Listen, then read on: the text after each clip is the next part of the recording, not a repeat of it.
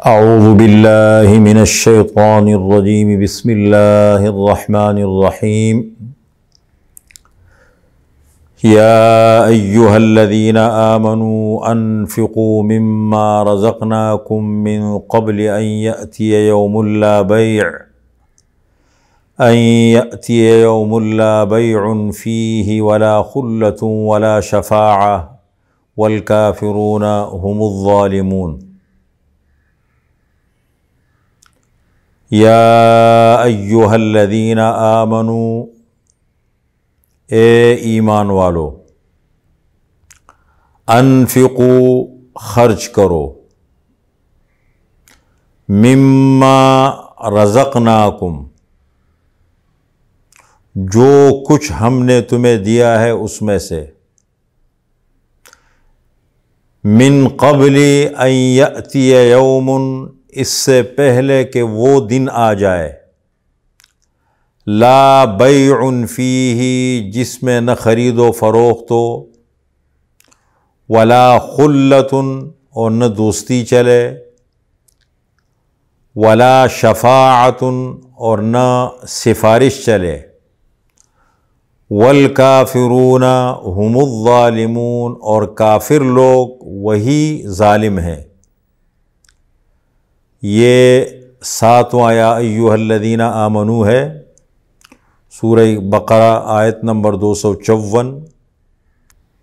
اس آیت میں اللہ تعالیٰ نے مسلمانوں کو ایک خاص قسم کی تعلیم دی ہے، ہدایت دی ہے۔ یہ سورہ بقرہ کا آخری حصہ ہے، اور سورہ بقرہ کا جو آخری حصہ ہے وہ دو چیزوں پر مشتمل ہے۔ سورۃ البقرہ قرآن کریم کی سب سے جامع اور سب سے بڑی سورت ہے، 286 آیتیں ہیں اور 40 رکوع ہے۔ سورہ بقرہ کا خلاصہ یہ ہے، آیت نمبر 1 سے آیت نمبر 176 تک، 176 آیتوں میں امتی دعوت کو خطاب ہے، اور خصوصیت کے ساتھ یہود کا ذکر اللہ نے کیا ہے، اور ان کی خرابیوں کا ذکر کیا ہے، ان کی اصلاح کی ہے۔ اور دوسرا حصہ جو سورہ بقرہ کا ہے وہ امت اجابت کو خطاب ہے، مسلمانوں کو خطاب ہے، خاص قسم کی تعلیمات اور ہدایت اللہ تعالیٰ نے دی ہے، مختلف احکامات اللہ نے ذکر کیے۔ اور یہ جو دوسرا حصہ ہے یہ بھی 2 حصوں پر مشتمل ہے، آیت نمبر 177 سے 243 تک مختلف قسم کے احکام ہیں، اور 243 سے لے کر کے 286 تک سب سے زیادہ اہم، محتم بالشان اور نفس پر بھاری 2 حکم اللہ نے ذکر کیے ہیں، ایک ہے جہاد اور ایک ہے انفاق۔ اور قرآن کریم میں جگہ جگہ پر اللہ تعالیٰ نے ان 2 مسائل کا ذکر کیا، ایک جہاد ہے اور ایک انفاق ہے۔ انسان کے نفس پر سب سے زیادہ قربانی کے اعتبار سے جو مشکل اور بھاری احکام ہیں وہ یہ 2 ہے، ایک ہے جہاد اور ایک ہے انفاق۔ خصوصاً مدنی صورتوں کے اندر جب جہاد کا عنوان چلتا ہے تو وہاں پر کثرت کے ساتھ منافقین کا ذکر چلتا ہے،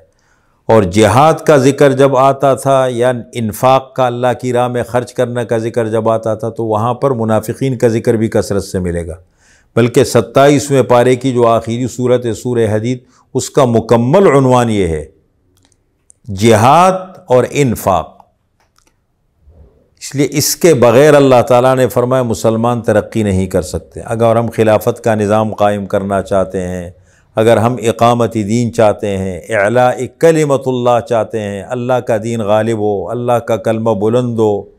اور اللہ کا نظام دنیا میں رائج اور نافذ ہو، تو اس کے لیے جو بنیادی عمل دیے گئے ہیں وہ ایک جہاد ہے اور ایک انفاق ہے۔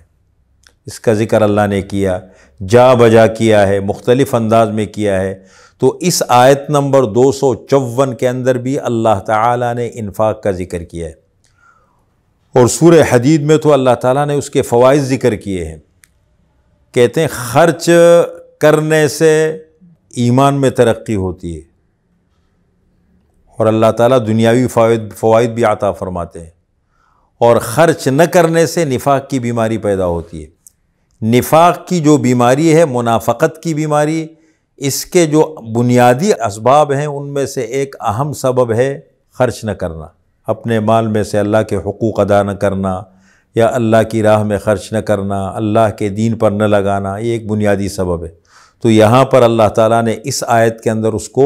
قدر مختلف انداز میں یوں بیان فرمایا ہے کہ دیکھیں موت سے پہلے اللہ نے ہمیں آزمائش کے لیے اس دنیا میں بھیجا ہے، اور یہ دنیا آخرت کی تیاری کی جگہ ہے۔ تو فرمایا کہ اس سے پہلے کہ وہ دن آ جائے، موقع ہے، اللہ کی راہ میں خرچ کرو اور اس دن کو بنا لو۔ اسی عنوان کو اور اسی بات کو یہاں ذکر کیا گیا ہے، یا ایھا الذین آمنوا، اے ایمان والو، انفقوا، خرچ کرو،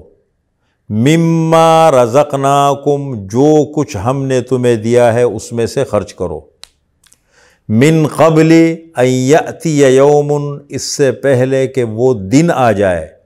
لا بیع فیہ، جس میں نہ کوئی خرید و فروخت ہو، کہ انسان پیسے دے کر کے اپنا معاملہ حل کر لے، اپنا مسئلہ حل کر دے، ولا خلۃ، نہ کوئی دوستی چلے گی، کوئی دوست ہو مشکل وقت میں کام آ جائے وہ بھی نہیں ہوگا، ولا شفاعۃ، اور نہ کسی قسم کی سفارش چلے گی۔ جائز سفارش تو چلے گی لیکن ناجائز سفارش نہیں چلے گی۔ تو فرما اس دن کے آنے سے پہلے تیاری کر لو، والکافرون هم الظالمون، اور کافر لوگ وہی ظالم ہیں کہ اللہ تعالیٰ کی دی ہوئی صلاحیت کو، جان کو، مال کو وہ غلط جگہوں میں استعمال کرتے ہیں، اور یہی مال ہے یہ ان کے گمراہی کا سبب بن رہا ہے۔ اگر اللہ کی دی ہوئی نعمتوں کو صحیح مصرف میں، صحیح جگہوں میں خرچ کرتے تو یہ انجام نہ ہوتا۔ یہی ہدایت اللہ تعالیٰ نے مسلمانوں کو دی ہے کہ وقت ہے، جو کچھ اللہ نے دیا ہے اپنی حیثیت اور اپنی طاقت اور اپنی گنجائش کے مطابق اللہ کی راہ میں خرچ کرو، خصوصیت کے ساتھ اللہ کے دین کو فائدہ دو۔